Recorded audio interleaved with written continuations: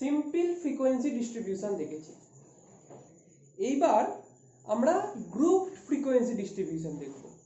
Group frequency ডিস্ট্রিবিউশনের Bangla করলে হয়তো হয় শ্রেণীগত পরিসংখ্যা বিভাজন, কিন্তু আমাদের বইতে এটাকেই পরিসংখ্যা বিভাজন বলে। আমাদের বইতে পরিসংখ্যা বিভাজন বলতে যা বোঝাবে সেটা এই গ্রুপ ফ্রিকোয়েন্সি ডিস্ট্রিবিউশনই বোঝাবে। আগের দুটো ভিডিও শুধুমাত্র এইটা বোঝানোর ভূমিকা দেওয়ার জন্য আগের দুটো ভিডিও করা। এরপর থেকে এগুলোই গ্রুপ ফ্রিকোয়েন্সি ডিস্ট্রিবিউশন অর্থাৎ পরিসংখ্যা বিভাজন তৈরির তালিকায় আমাদের সিলেবাসে আছে। এসব একটা অঙ্ক দিয়ে উদাহরণ বোঝা যাক। এখানে প্রায় 40 জন স্টুডেন্টসের ছাত্রছাত্রীর 50 নম্বরের একটা ক্লাস টেস্টে প্রাপ্ত নম্বরগুলো এখানে দেয়া আছে। তাহলে এবার একটা জিনিস ভেবে দেখো, এখানে ছাত্র বা ছাত্রীরা 1 থেকে শুরু করে 50 অবধি নাম্বার পেয়েছে। অর্থাৎ যদি এটাকে আগের মতো পরিসংখ্যা বিভাজন করতে চাই তাহলে আমাকে 50টা কলাম বানাতে হবে, তার জন্য ট্যালি মার্ক তৈরি করতে হবে, যেটা খুবই একটা টিডিয়াস জব, মোটেই ভালো কাজ না, ঠিকঠাক এটাতে হবে না। ওকে, ওটা অনেক শ্রম সাপেক্ষ কাজ। ওটাকে আর একটু মডিফাই করার জন্য এটা হচ্ছে third process, group frequency distribution. আমরা কি করব, এই ডেটাগুলোকে কিছু গ্রুপে ভাগ করে দেবো। কিসে কিসে ভাগ করব? গ্রুপে বা শ্রেণীতে ভাগ করে দেবো। তো সেটা ভাগ করার জন্য আমাদের প্রথমে যেটা জানতে হবে, এই ডেটাটার রেঞ্জ জানতে হবে। রেঞ্জ জানার জন্য আমাদের নিম্ন সীমাটা জানতে হবে আর ঊর্ধ্ব সীমাটা জানতে হবে। ডিয়ার স্টুডেন্টস, আমরা এর আগের ভিডিওতে আমাদের তাহলে এই ডেটাটার নিম্ন সীমাটা জানতে হবে আর ঊর্ধ্ব সীমাটা জানতে হবে, মানে সবথেকে লোয়েস্ট ভ্যালু আর হাইয়েস্ট ভ্যালুটা জানতে হবে। তাহলে আমাদের এগুলোকে কিছু ক্লাসে ভাগ করতে হবে, শ্রেণীতে ভাগ করতে হবে। তার জন্য রেঞ্জ জানতে হবে। সবথেকে লোয়েস্ট ভ্যালু কত খুঁজে বার করি, 1। এর থেকে কম মনে হয় আর কিছু নেই, শূন্য নেই নেই। আর সবথেকে হাইয়েস্ট ভ্যালু কত, 49। তাহলে রেঞ্জ কত, 49 মাইনাস 1, রেঞ্জ হচ্ছে 48। এই ডেটাটার রেঞ্জ হচ্ছে 48। এইবার প্রশ্ন হচ্ছে আমি এগুলোকে, এই ডেটাগুলোকে কতগুলো ক্লাসে ভাগ করব বা কতগুলো শ্রেণীতে ভাগ করব, সেটা আমার উপর নির্ভর করছে। যেমন দেখো, আমি প্রথমে ইচ্ছা হলো আমি এগুলোকে দুটো শ্রেণীতে ভাগ করব। ওকে, কটা শ্রেণী করব? আমি দুটো শ্রেণী করব। তো কি করব তার জন্য? তার জন্য যেটা করব, এইটা যেটা 48 হয়েছে না, প্রথমে এটাকে একটা নিয়ারেস্ট ইন্টিজার নিয়ে চলে আসবো, 50 করে নিই মনে মনে। ওকে, দুটো শ্রেণী করতে গেলে প্রত্যেকটা শ্রেণীর দৈর্ঘ্য কত হবে জানো?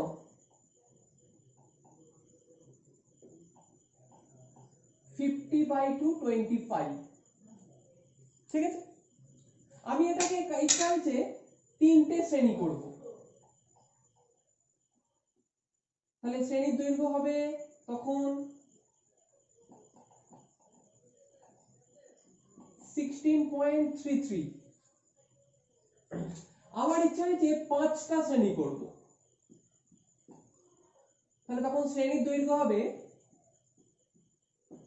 10। এবার প্রশ্ন হচ্ছে কোনটা নেব, কটা শ্রেণী নেব, দুটোটা নেবো না তিনটেটা নেবো না 5টা নেবো?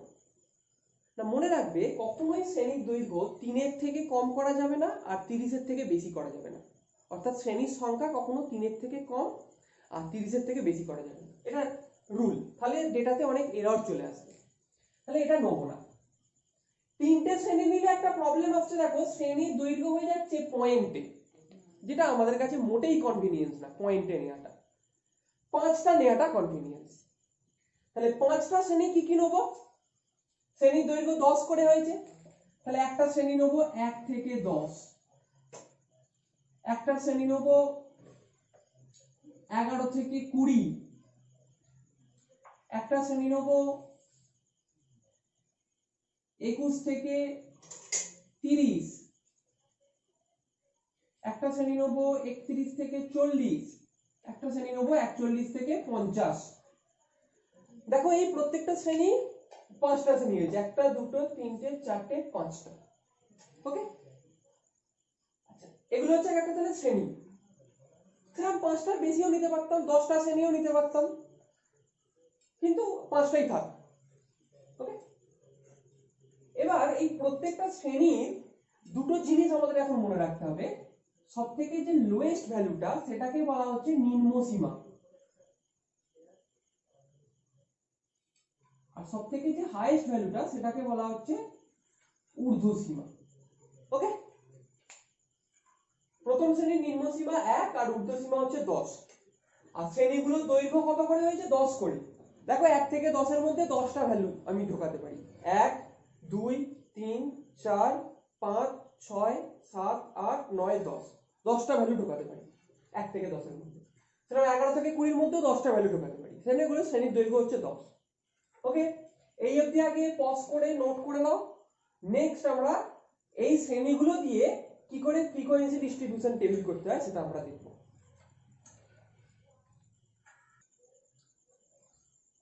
এবার দেখো এরকম একটা এদের আগে ছক বানিয়ে ফেলতে হবে, প্রাপ্ত নম্বর, ট্যালি মার্ক আর পরিসংখ্যা। আর প্রাপ্ত নম্বরটা গ্রুপে করে ফেলতে হবে, 1 থেকে 10, 11 থেকে 20, 21 থেকে 30, যে গ্রুপগুলো আগে করেছি সেই গ্রুপে করে ফেলতে হবে। এবার ট্যালি মার্ক করতে হবে। চলুন দেখি কি করে ট্যালি মার্ক করব। 30 কোথায় হবে? 21 থেকে 30 এর মধ্যে, এখানে ট্যালি মার্ক। 23 কোথায় হবে? এটাও 21 থেকে 30 এর মধ্যে, 23। 45 41 থেকে 50 এর মধ্যে। তো এইভাবে তোমরা ভিডিওটা পজ করে ট্যালি মার্ক গুলো করো এবং করে পরিসংখ্যা গুলো করো। আশা রাখি তোমাদের ট্যালি মার্কটা করে পরিসংখ্যা হয়ে গেছে। আমার সাথে তোমরা মিলিয়ে নাও। 1 থেকে 10 এর মধ্যে 7 জন ছাত্রছাত্রী পেয়েছে, 1 থেকে 10 এর মধ্যে নাম্বার। 21 থেকে 30 এর মধ্যে নাম্বার 10 জন পেয়েছে। 41 থেকে 50 এর মধ্যে নাম্বার 7 জন পেয়েছে। তো এটা হলো গ্রুপ ফ্রিকোয়েন্সি ডিস্ট্রিবিউশন টেবিল। এবার এখানে একটা ইম্পর্টেন্ট কোয়েশ্চেন এসে যাচ্ছে, যদি কোনো স্টুডেন্ট ধরো এরকম নাম্বার পায় 20.5, পেতেই পারে, বা 32.5, তাহলে সেটাকে কোথায় রাখবো? 20.5 বা 32.5 এই নাম্বারটা পেলে তাকে কোথায় রাখবো? দেখো 20.5 এখানে রাখতে পারবো কি 11 থেকে 20 এর মধ্যে? না, কারণ এখানে তো 11 থেকে 20 এর মধ্যে আছে। এখানে রাখতে পারবো কি 21 থেকে 30 এর মধ্যে? না, এটা 21 থেকে শুরু। 20.5 তো 20 আর 21 এর মধ্যেকার ভ্যালু। 32.5 এটাকে রাখা যাবে, জানো 20.5 একে রাখা যাবে না এখানে কোথাও। তাহলে তখন কি করব? আসলে এইভাবে যে শ্রেণীগুলো করলাম, এই শ্রেণীগুলোকে আমরা বলি 1 থেকে 10, 11 থেকে 20, 21 থেকে 30, 31 থেকে 40, 41 থেকে 50, এই শ্রেণীগুলোকে আমরা বলি ডিসক্রিট ক্লাস। অর্থাৎ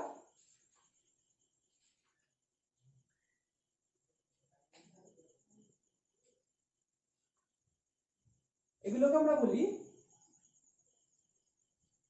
বিচ্ছিন্ন শ্রেণী বা ডিসক্রিট ক্লাস।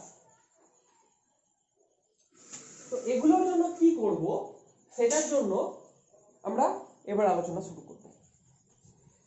তাহলে এই ধরনের তথ্যগুলোকে কি করে শ্রেণীতে অন্তর্ভুক্ত করব, তার জন্য আমাদের যেটা করতে হবে, এগুলো বিচ্ছিন্ন শ্রেণী, বিচ্ছিন্ন শ্রেণীগুলোকে নিরবিচ্ছিন্ন শ্রেণীতে কনভার্ট করতে হবে। তো সেই বিচ্ছিন্ন শ্রেণীকে নিরবিচ্ছিন্ন শ্রেণীতে কনভার্ট করার জন্য আমাদের যেটা দরকার সেটা হচ্ছে অ্যাডজাস্টমেন্ট।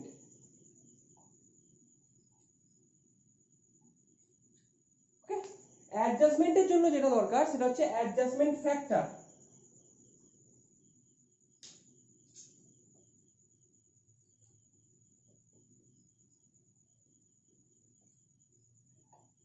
সেই অ্যাডজাস্টমেন্ট ফ্যাক্টর বার করার ফর্মুলাটা হচ্ছে, আমার সাথে লেখো,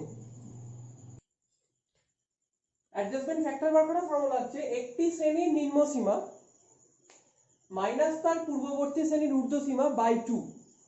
দেখি যে কোনো একটা শ্রেণীর নিম্ন সীমা এইটার নি 11 মাইনাস তার পূর্ববর্তী শ্রেণীর ঊর্ধ্ব সীমা, এর পূর্ববর্তী শ্রেণী এইটা, তার ঊর্ধ্ব সীমা 10 বাই 2, তাহলে কত হচ্ছে অ্যাডজাস্টমেন্ট ফ্যাক্টর 1/2 0.5। তারপর যে কোনো একটা আরেকটা एग्जांपल দেখি, এই শ্রেণীটার নিম্ন সীমা 21 মাইনাস পূর্ববর্তী শ্রেণীর ঊর্ধ্ব সীমা 20 বাই 2 1/2 0.5। ওকে,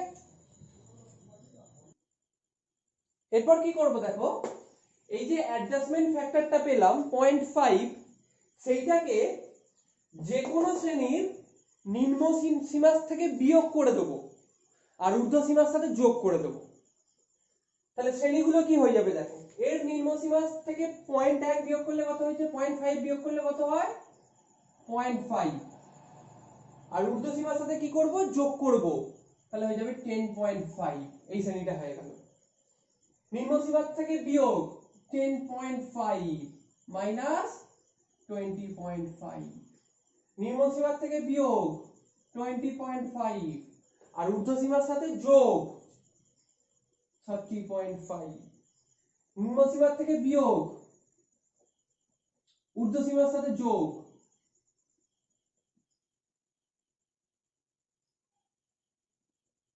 50.5। এইখানে একটা জিনিস দেখার আছে, আমাদের তো হাইয়েস্ট ভ্যালু 50 অবধি ছিল, তাহলে শেষের শ্রেণীটার ক্ষেত্রে কখনো 50.5 লিখবো না, এটার ক্ষেত্রে 50 অবধি লিখবো শেষের শ্রেণীটার ক্ষেত্রে। ওকে, এবার এসো আগের উদাহরণটা। এবার বাকি সেই ট্যালি মার্কার পরিসংখ্যা যেভাবে করেছিলাম ওভাবে ট্যালি মার্কার পরিসংখ্যা ডেটাগুলো নিয়ে করব। এইবার কোয়েশ্চেন হচ্ছে, যদি কোনো ডেটা আমার কাছে ধরো আছে 20.5 30.5, সেটা কোথায় রাখবো ভালো করে দেখি। 20.5টা দেখি, 20.5টা এই শ্রেণীতেও রাখতে পারি। এবার 20.5 30.5 এগুলোকে কোথায় পুট করব, দেখো 20.5 এখানেও 20.5 আছে, আবার এখানেও 20.5 আছে, তাহলে কোথায় পুট করব, দু জায়গাতেই পুট করব না, তত হবে না। 20.5 ভ্যালুটাকে মনে রাখবে, যে কোনো ভ্যালুকে কোন শ্রেণীর নিম্ন শ্রেণী সীমায় পুট করব, অর্থাৎ 20.5 এখানে পুট করব না, কারণ 20.5 এই শ্রেণীটার ঊর্ধ্ব সীমা, আমরা নিম্ন সীমাতে পুট করব। ওকে, এই অ্যাডজাস্টমেন্ট ফ্যাক্টরকে আমরা ডি অক্ষর দিয়ে প্রকাশ করি, এটাকে মনে রাখবে। আর একটা ইনফরমেশন এখান থেকে এবার জেনে নিতে হবে, সেটা হচ্ছে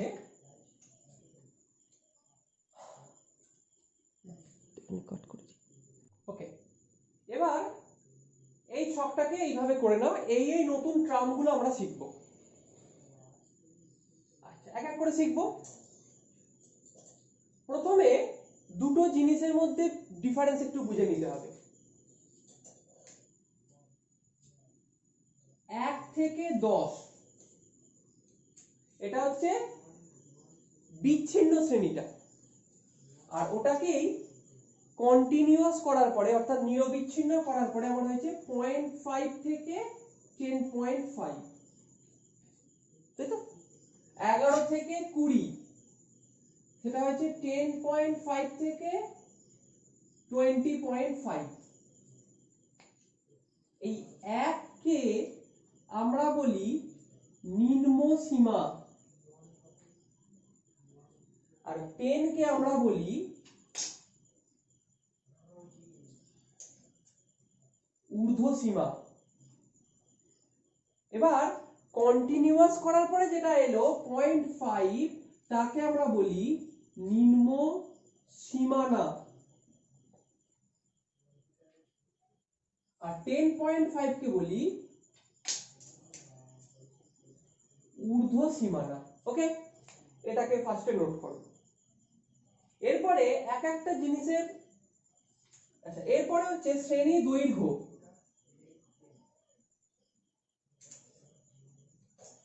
শ্রেণী দৈর্ঘ্য কি আমরা আগেই জেনেছি, ঊর্ধ্ব সীমানা আর নিম্ন সীমানা তাদের মধ্যেকার বিয়োগ।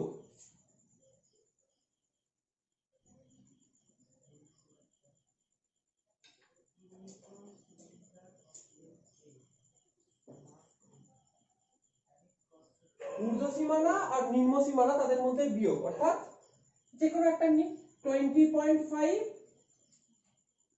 আর 10.5 তাদের মধ্যে বিয়োগ 10। ঠিক আছে, ঊর্ধ্ব সীমা আর নিম্ন সীমার মধ্যেকার বিয়োগ নয়, কিন্তু ঊর্ধ্ব সীমানা আর নিম্ন সীমানার মধ্যেকার বিয়োগ। ওকে, এই দুটোকে ফার্স্টে নোট করো পজ করে। এবার নেক্সট এই টার্মগুলো সম্বন্ধে জানবো, তার আগে এই ফর্মুলাগুলোকে একটু নোট করে নিতে হবে। প্রথম হচ্ছে কোন শ্রেণীর মধ্যমান। মধ্যমান বার করার ফর্মুলা হলো ঊর্ধ্ব শ্রেণী সীমানা প্লাস নিম্ন শ্রেণী সীমানা আপন 2। কোন শ্রেণীর পরিসংখ্যা ঘনত্ব, তার ফর্মুলা হচ্ছে ওই শ্রেণীর পরিসংখ্যা বাই শ্রেণী দৈর্ঘ্য। কোন শ্রেণীর আপেক্ষিক পরিসংখ্যা, তার ফর্মুলা হচ্ছে উক্ত শ্রেণীর পরিসংখ্যা বাই মোট পরিসংখ্যা।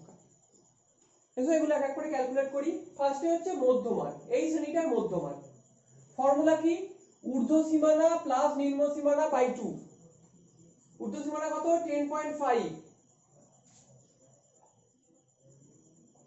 প্লাস নিম্ন সীমানা 0.5 বাই 2 কত হচ্ছে 11/2 5.5, তাহলে 5.5। পরেরটা ওইভাবে বার করতে পারবো, কিন্তু মনে রাখবে ওইভাবে বারবার বার করব না, একবার প্রথমেরটার মধ্যমান বার করে নিলাম, তারপরের মধ্যমানগুলো বার করার জন্য প্রথমের মধ্যমানের সাথে শ্রেণী দৈর্ঘ্যটাকে যোগ করে দেবো। খালি শ্রেণী দৈর্ঘ্য কত 10, আগেই দেখি যে শ্রেণীটা শ্রেণী দৈর্ঘ্য হচ্ছে 10, তাহলে এর সাথে 10 যোগ করে দাও, তাহলে গেল 15.5 এটার মধ্যমান বা মধ্যমান। দেখো তাই হবে, 20.5 আর 10.5 যোগ করে 31 হয়, তাকে 2 দিয়ে ভাগ করলে 15.5। আবার 10 যোগ করে দাও 25.5, আবার 10 যোগ করে দাও 35.5, 45.5। এগুলো হয়ে গেল মধ্যমান। নেক্সট হচ্ছে পরিসংখ্যা ঘনত্ব। ফর্মুলা ওই শ্রেণীর পরিসংখ্যা, এই শ্রেণীর পরিসংখ্যা কত 7 বাই শ্রেণী দৈর্ঘ্য। শ্রেণী দৈর্ঘ্য কত 10, তাই তো, তাহলে 7/10 0.7। তারপর একটা 9/10 0.9। তারপর একটা 10/10 1। তারপর 6/10 0.6। তারপর 7/10 0.7 হয়ে গেল পরিসংখ্যা ঘনত্ব। নেক্সট হচ্ছে আপেক্ষিক পরিসংখ্যা, তার ফর্মুলা কি দেখো, ওই শ্রেণীর পরিসংখ্যা বাই মোট পরিসংখ্যা। মোট পরিসংখ্যা কত, এগুলো সবকটা যোগ করবে, যোগ করে দেখবে মোট পরিসংখ্যা আসছে 40। তাহলে এই শ্রেণীর পরিসংখ্যা 7/40, পয়েন্ট করে যত আসবে তত উত্তর নিতে হবে। 7/40 0.035 হবে সম্ভবত, 0.035 হবে, 35 আর 200 0.035। এটা হচ্ছে 0.045, 0.005। এরকম ভাবে প্রতিটার আপেক্ষিক পরিসংখ্যা আমরা বার করে ফেলতে পারবো। ঠিক আছে, মোটামুটি স্ট্যাটিস্টিক্স এর ফার্স্ট চ্যাপ্টারে যা যা ইনফরমেশন, যা যা থিওরিটিক্যাল পার্ট সবকিছু বলা হয়ে গেল। এবার অঙ্কগুলোকে এক এক করে ফেলতে হবে।